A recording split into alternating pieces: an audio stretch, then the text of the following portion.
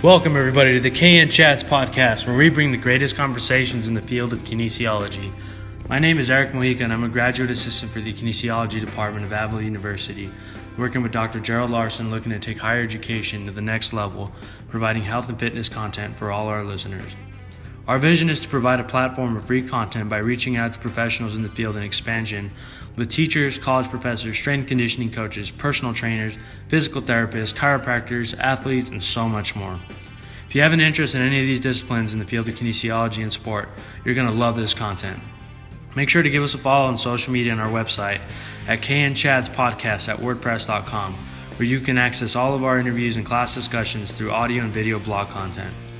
Our social media posts have articles, video demonstrations, and live discussion content, so follow us to make sure you don't miss a thing. Find us on Facebook, Instagram, Twitter, and YouTube. Episode number 1 is with Mitch Schwartzman, a strength and conditioning coach and assistant director of athletic performance at Division II Lindenwood University from St. Charles, Missouri, who will be discussing mental health for college athletes. My name is Eric Mojica, your host for the KN Chats podcast. In this interview, Mitch and I will discuss the importance of establishing a structured communication system with the athletes and staff at Lindenwood through protocols designed to properly intervene with troubled athletes. Strength and conditioning coach wears multiple hats, and one of them involves being a counselor, in which Mitch discusses in great detail how to look for signs and symptoms for athletes experiencing anxiety, depression, and several other mental health issues that can take place in the daily life of a college athlete. Communication is vital among the various people involved in a college athletic program. In this podcast, we will also discuss when and how to seek proper intervention when recognizing that an athlete is in need of help. So turn up your speakers, put on your headphones, grab a pen and paper, and get ready to listen for the next 40 minutes. This episode of KN Chats begins right now.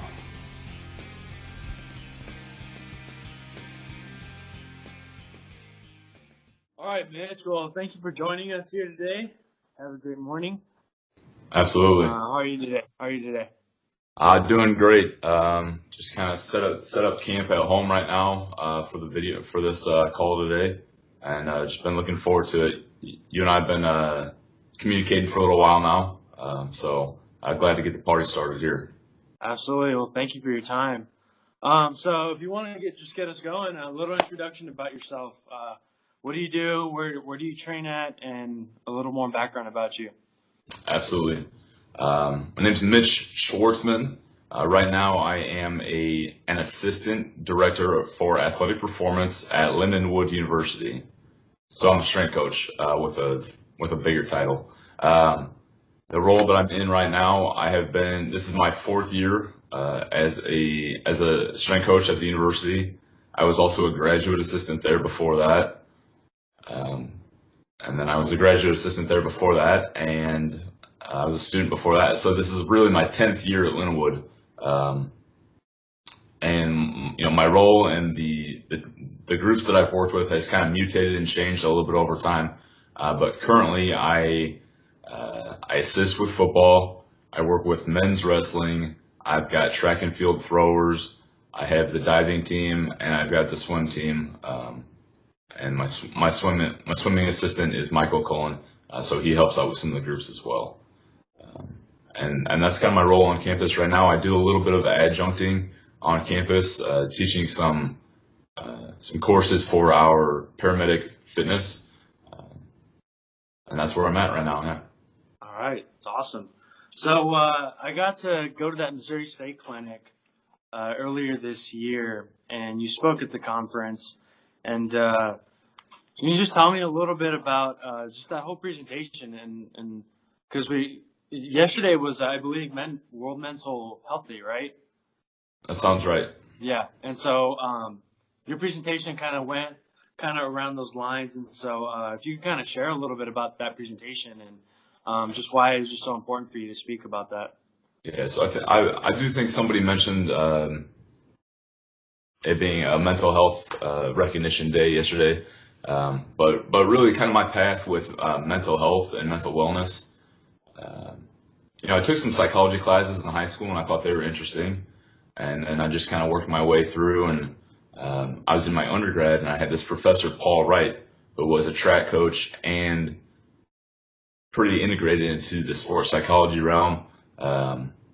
He's now become an LPC. and just he has an interesting background and he's still on campus. So he and I have just kind of talked over the years. And like I mentioned, I was a graduate assistant 2 times over at Lindenwood. So I was able to gather a couple of master's degrees. But once they hired me on, I just kind of knew that I wanted to keep learning a little bit more about the brain and about psychology. So I pursued a professional counseling master's degree and have completed that. And it's really just, there's a few reasons why I would do that. I remember being a personal trainer back in 2006, and there I'm like 18 years old, and I start having these, adult clients that are coming in, and I'm trying to talk to them about push-ups and getting leaner and, simple fitness things, and they would start crying and having these breakdowns, which is really uncomfortable when you're in the middle of a sales pitch and in a tiny office, and the other person starts, tears streaming down their face, blowing their nose, like the whole deal. But the pattern became that those people that had sort of some emotional unrest, their physical health would kind of mirror that. And I kind of started to see that the more stress that they had to kind of unleash like that, the more they needed someone, whether it was a personal trainer who could just make them sweat a couple of times a week. But as time has gone on, that pattern has kind of held. And I've noticed that our athletes, the better their health is, the better their performance is. And a lot of my top athletes on my teams tend to kind of need some stress relief. So I just kind of saw that pattern, and that's my history with it. And I just noticed that there's a need for it. And so I've kind of been pursuing it and getting a little bit better in that realm. I'm definitely still a strength coach, but that's a space that I have researched and gathered some experience along the way. Yeah, I can relate 100%. And I've only been doing personal training for about 1.5 years at this point. But yeah, we wear multiple hats, right? We wear multiple hats, and for a lot of entry level trainers or coaches who are trying to work with people, it's you learn really quick that absolutely. You're also a counselor. You are you're somebody who's just someone that they need to talk to, and sometimes it means the world to a person when they're just listened to. And there's definitely that camaraderie aspect, and I find now that as I keep getting older, but my athletes are still college age, that you become more of a big brother role. And a couple of years ago, some guy even said that I was kind of his father role, which might have a little bit more to do with my hairline than my actual age. But there's times that these kids, they need help and they need somebody, and if we're going to be around them, I just wanted to have a little bit more education in the space, and we got to be prepared for these things. Mm-hmm. And I remember at the clinic also, you mentioned a story about, it was an internship that you did, and you said you were inspired by a coach. Is that accurate? Oh, absolutely. Yeah. Can you kind of go into that story? Yeah. So I'll definitely jump into that, but I just want to give kind of some credence to my high school strength coach, who really helped me set out on the whole path. And also is just somebody that I look back and I think about him as one of the most positive people on the planet. That's Kevin Kinney. And so everything that I'm researching and doing, all the experience I gather, it really just makes me look back and see what an amazing coach he was. And so he set me on a path. I was very fortunate to be around him and be able to work under him. And then years later, in a professional role, basically I got struck by lightning, and I was able to go internship with the St. Louis Rams back when they were in St. Louis. And I just emailed them and just tried to bother them and see what was going on. And I went in and met with Rock Golickson, and we had a good conversation. And a few months later, he called me and said, "Hey, we've got an internship role if you're interested." So I jumped on that, obviously.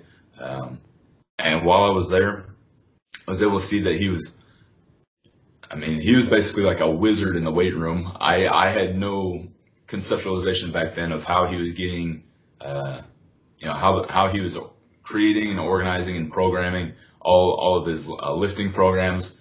and getting these. Well, he did have incredible athletes in the weight room, but how he was getting them better at such a fast rate, and just all the things that he was doing on that side, I was blown away. But he also had this freaking knack for bringing people into his office, or the guys would just kind of sense his energy and just kind of stop by and knock on his door and say, "Hey, have you got a minute?" And then you've got these, 23, 25, 30-year-old men sitting in his office, basically spilling their beans and looking at him as a big brother or as a father role. And they just needed some help. They needed somebody to talk to. And Coach Rock was incredible at that. Just his ability to calm people and help them sort of reflect on their own lives and just talk things out. So watching him do that, he was just a master of that craft, of that one-on-one coaching.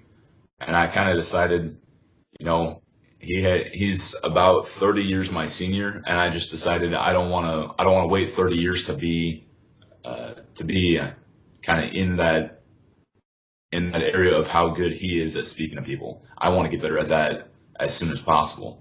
And so that's when I kind of planted the seed in my brain about I got to learn some of this counseling stuff. I got to pursue that. And so that was, not only did he, cement in my mind that I want to be a strength coach, but he also just showed me the importance of being able to discuss things and chat with athletes and help them stay calm, but also just to teach them a little bit and help them reflect on their own lives. Yeah, that's great stuff there. I have a similar role model with that. The strength coach here at Avila, Coach Brian Silik, everyone calls him Coach C. But, Okay.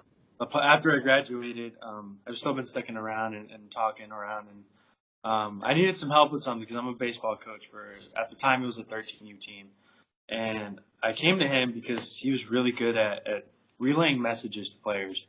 And I just told him, how do I get my kids a little more motivated? I tried the discipline approach. I tried the I'm your friend approach, and nothing was working. And he really simplified it for me with one simple question. He said, "How often are you touching your players?" And so kind of threw me off for a second, and he's like, "No, seriously, how often do you put your arm around their shoulder when you're talking to them?" He said, "Try that." I literally had a game that next day, and the responses were incredible.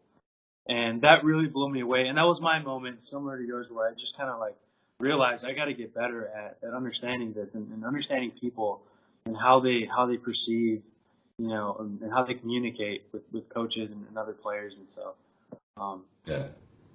I think it's so important and to just understand that the psychology aspect of coaching. Yeah, a little bit of that. They don't care how much you know until they know how much you care. Mm-hmm. Yeah, I think that positive touch on the shoulder, on the arm, fist bumps, all that stuff really does cross that, help you step up a little bit in their mind and let you know that you're really there for them. It's not just a job. Yeah. And it's just, I don't know, I'm still blown away with it. I'm 24 years old, and I know I'm still learning all this stuff, but it just blows me away how simple it is, how you can just change the perception of a statement. So. Absolutely. Yeah. Absolutely. So, you at the Missouri State Clinic, you also talked about some protocols that you've helped establish over at Lindenwood, and you mentioned about how you did some research and you found that there's not many universities, right, athletic programs that have these protocols or something similar around those guidelines. Can you kind of just go ahead and dive into that and explain what your concerns are and what you've done at Lindenwood? Absolutely. Chad Kersick, who is one of our professors on campus, and I believe he's now the NSCA director for Missouri. He helped put together the NSCA event this past April, and there's an email going around seeing if anybody want to speak. And I kind of threw my hat in the ring and said, we're actually doing some interesting things on campus with our mental health protocols. Unfortunately, we've had some at Lindenwood. Unfortunately, over the last decade, we've had at least 4 athletes complete suicide. And because I've been there as a student / employee / staff member, um, for the last 10 years. I've been around for that, and I wasn't close with any of these individuals that we lost, but I was close enough to see the ripple effect that would take place on campus, and just to kind of be aware of it. And this is another kind of piece of the puzzle of why I've taken to pursuing this education, this experience in the mental health area. And Lindenwood's under a lot of change. So, Betsy Foyce used to be my direct supervisor. I believe like 3 years ago, she was my direct supervisor. And then because of some of the changes on campus, we're changing sort of our hierarchy, and she was elevated out of our department, and she's now an assistant athletic director. And one of the things she did was she looked at one of the challenges that the NSCA was putting out, or one of the priorities that they had for universities, was to create a mental health best practice. And with a mental health best practice, what we're doing is essentially trying to streamline finding an athlete who has some potential symptoms or issues in the mental health area, and getting them connected to a mental health professional in an appropriate way. So Betsy Foyce kind of dove into that, and she gathered up professionals from on campus. She gathered up some of our licensed professional counselors on campus. She spoke to some eating disorder clinics in the area, some of their mental health professionals, and kind of collaborated with the NCAA as well. And what they came up with was the Lindenwood University Mental Health Best Practice for Athletics, something along those lines. And that was presented to us in maybe October of 2016, and I thought it was great. I knew it was something that was kind of missing from just kind of the day-to-day rhetoric. It's kind of something that we just weren't talking about, but now we had this basically a playbook for what to happen, what to do if a student athlete is doing this, and kind of displaying these certain behaviors. And now we knew how to help them. And I started kind of chatting with other strength coaches from around the nation. And as I kind of chatted with them a little bit and brought that up, I noticed that kind of one coach after the other, they're like, no, we don't have anything like that. And some of these coaches were at much bigger universities, and Lindenwood's great, but we don't have the resources that some of these bigger places that I was talking to do.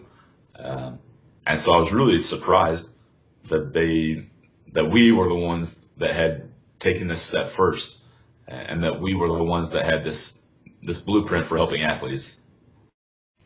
And then the NSCA clinic came around, and I just kind of dove into it a little bit more, knowing that I was going to chat on a little bit.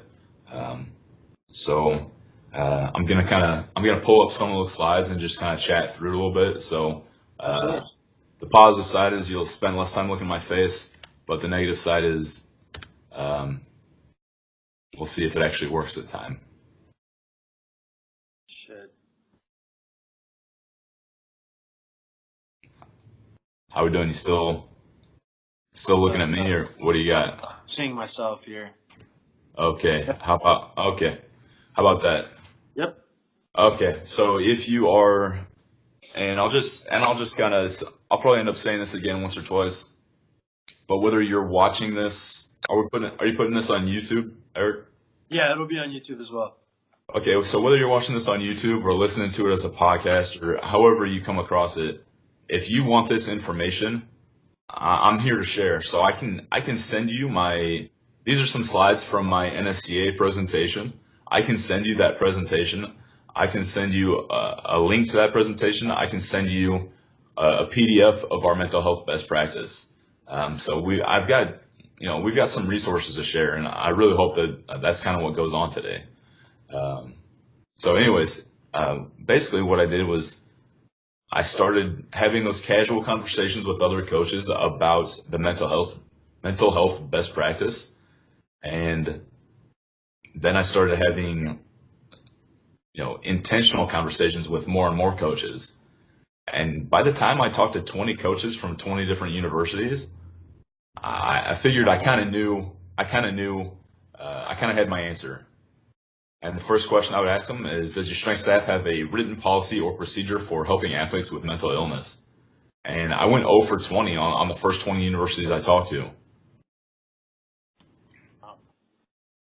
And that's worrisome. It also makes me proud of what we're doing here at Lindenwood. And my second question was, do your athletes have access to a psychologist or counselor for athletes? And I thought it was a yes or no question, but actually a good chunk of them just kind of said, sort of. There's somebody that somebody went to once. I'll get back to you on that. And most of those answers, they either didn't get back to me or it just turned out to be a no. So not many universities have that resource on campus for athletes. And Why do you think that is? Do you think it's is it maybe that at the collegiate level with sports we don't value that? Do you think it's more of just a social level, like of where we are in this country and our times? Like, what are your thoughts of why maybe this isn't something so prevalent? As far as not having a athletic specific counselor or mental health resource on campus, my guess would be that we're just not quite there yet. And, the stigma associated with counseling and with mental health care is still kind of transforming a little bit. It's still a little bit behind the times.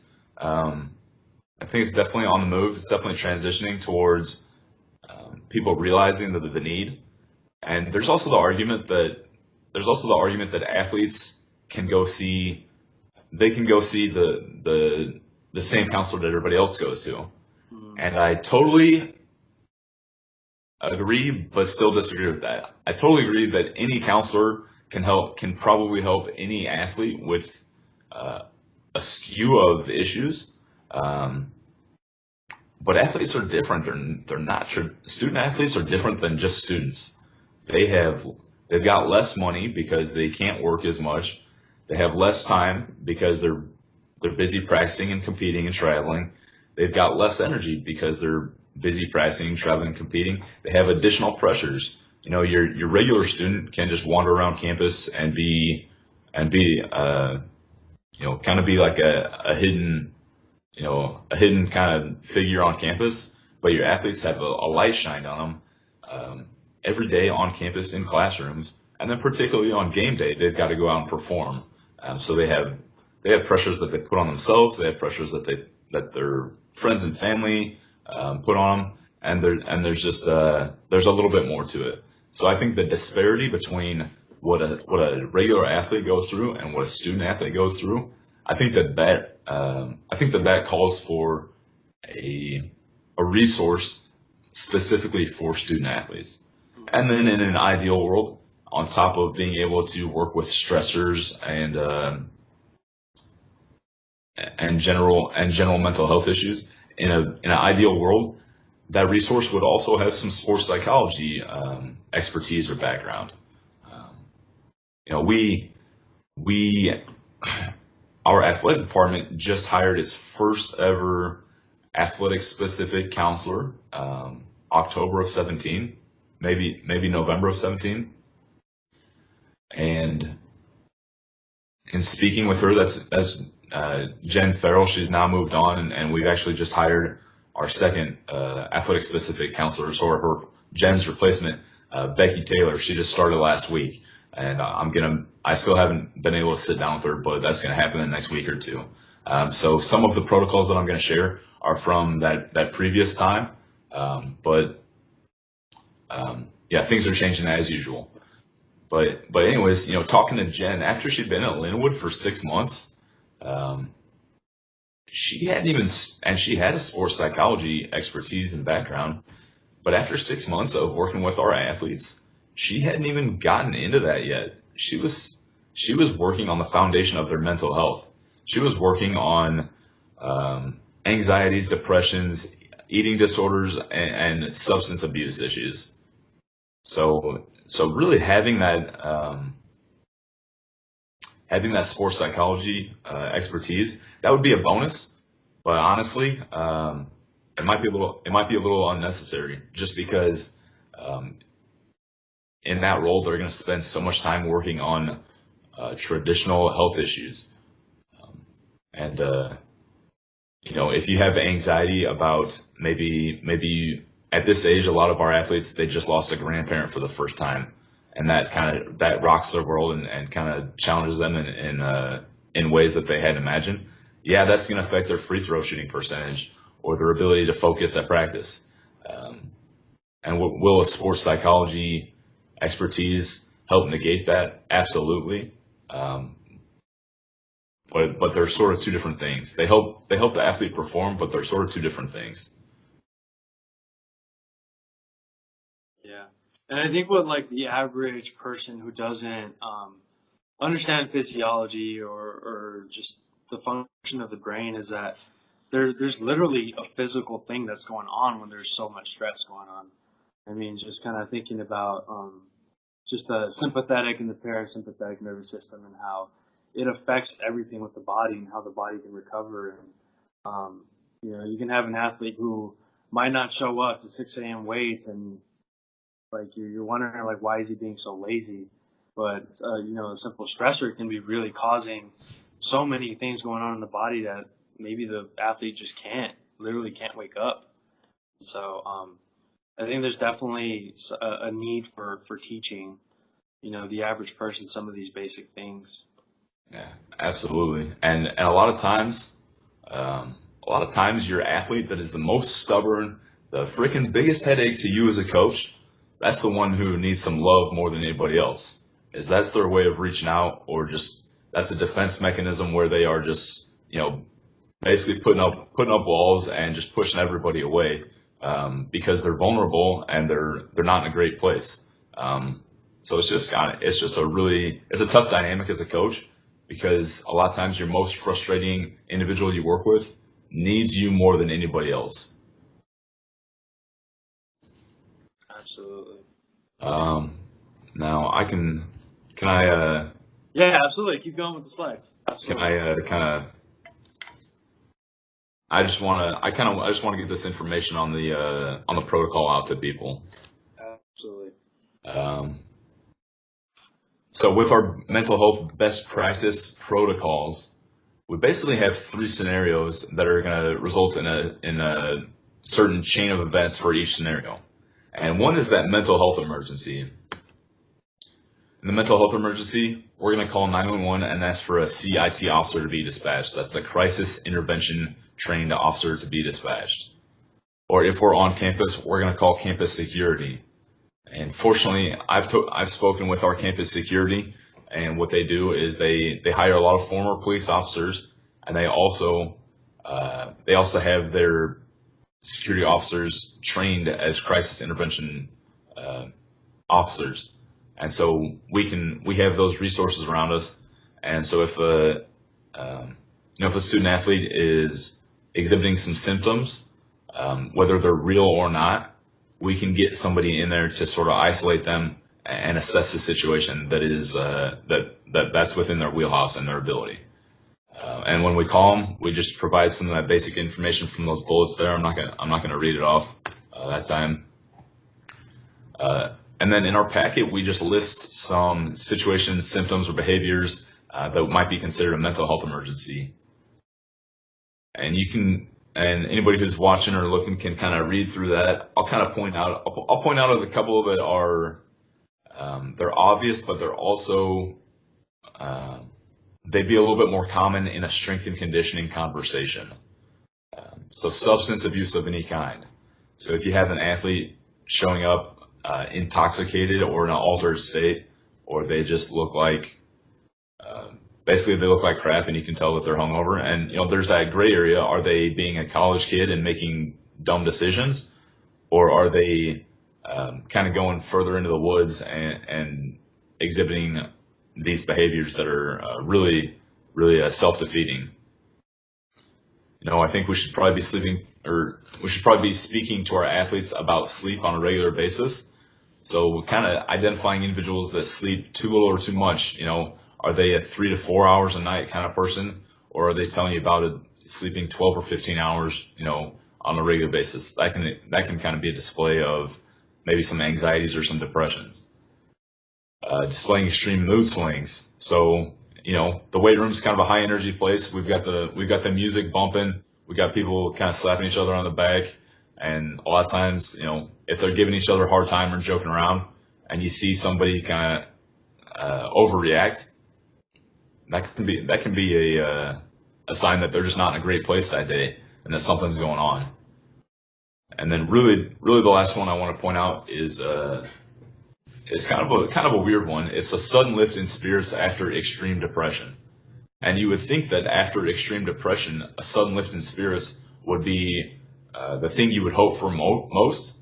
But actually what happens sometimes is that while an individual is depressed, they are planning and fantasizing about suicide.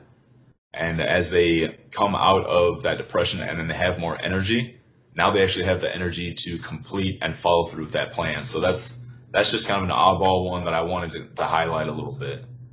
And if we see somebody exhibiting those behaviors, we'll kind of address them and see if they have a plan, a means, and intent.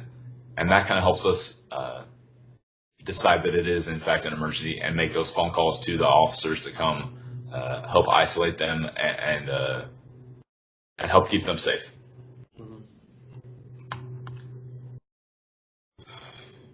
Yeah, some of those behaviors could result in suicide or homicide, and really just if they're overly agitated or acting threatening. Sexual assault. Sexual assault a lot of times can create a domino effect of stressors on the victim that just kind of sends them spiraling into a mental health emergency. So if we come across something like that, we definitely make that phone call and get the ball rolling with emergency services. And then we also have a mental health emergency chain of command. So let's say I have an athlete, I have to get into the help of some emergency services. The next thing I'm going to do is I'm going to call my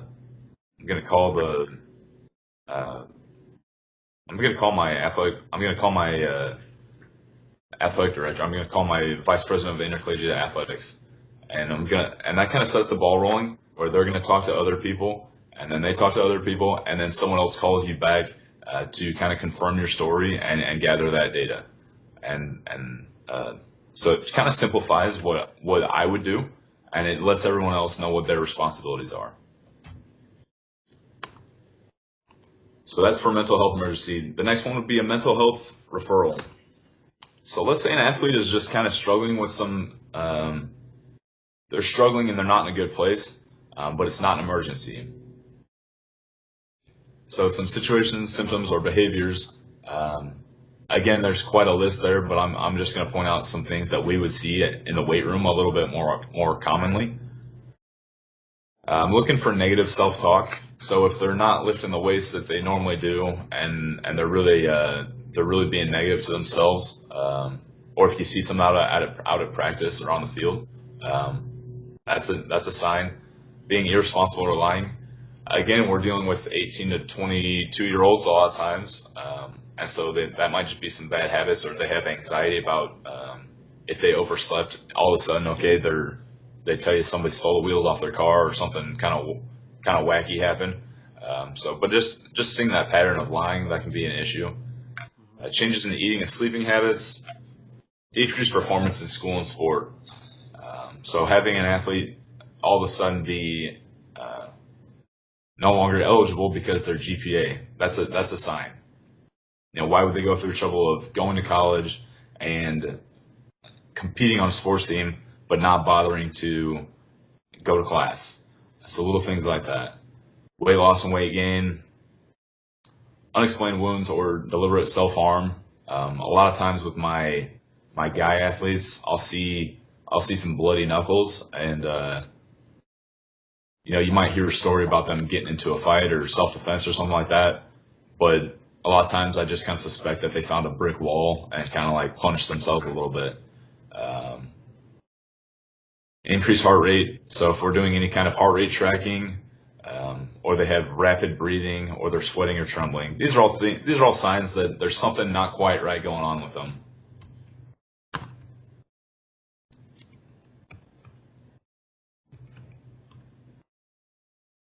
And really, the big four in that arena would be anxiety, depression, substance abuse, or disordered eating. Not necessarily an eating disorder, but disordered eating. So it may not be diagnosable, but it's definitely disturbing. How do we intervene with that mental health referral? Just being supportive, talking to them, gathering some information, kind of seeing where they're at. And once you determine, okay, it's not an emergency, it's a step back, but it's something that I need to communicate. I need to encourage them and get them to see somebody before this sort of escalates and spirals out of control. So supporting them, just listening to them, having a good conversation, and sort of building. Other people have struggled with that in the past on campus, and they went and saw so and so, and I understand that helped them out. Would you be willing to try that out? Can I walk? Once the lift is over, can you and I walk over there right now? So having that connection between departments is huge. Having that ability to take an athlete basically by the hand or the shoulder and walk them over and say, hey, here's Johnny. He's been having a few bad days in a row. Can somebody see him immediately or by the end of the day? Something like that, just to put some urgency on it and get them into help. And if you can't get them over into that right then and there, but you really decide that it's a high priority, you communicate. So you communicate with their athletic trainer, you communicate with their head coach, and just try to get that support network in place in a positive manner. And really, let's say Johnny goes to that mental health counselor that day and that works out fine.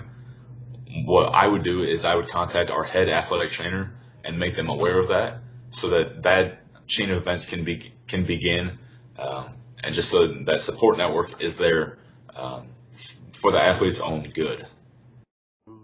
That way, if they're missing practice or things like that, people aren't jumping down their throat. There's some communication going on, and they do a fine job of establishing protocols to keep as many things confidential as humanly possible. And that last case scenario is just going to be information sharing. So you have athletes that are stressed out one way or another. Maybe they've got some anxiety, depression, substance abuse, disordered eating, but it's not quite time to go see somebody. Well, what you can do then is you can just gather information. A lot of times, just getting them to talk is something they haven't done in the past. They show that talk therapy has an immediate effect on your hormones and basically on your neurophysiology, so that your brain will actually change just from speech therapy, or from talk therapy. So sometimes us just having a conversation with them, they say a problem shared is a problem halved, and I'm a big believer in that, and the science is actually there to confirm that.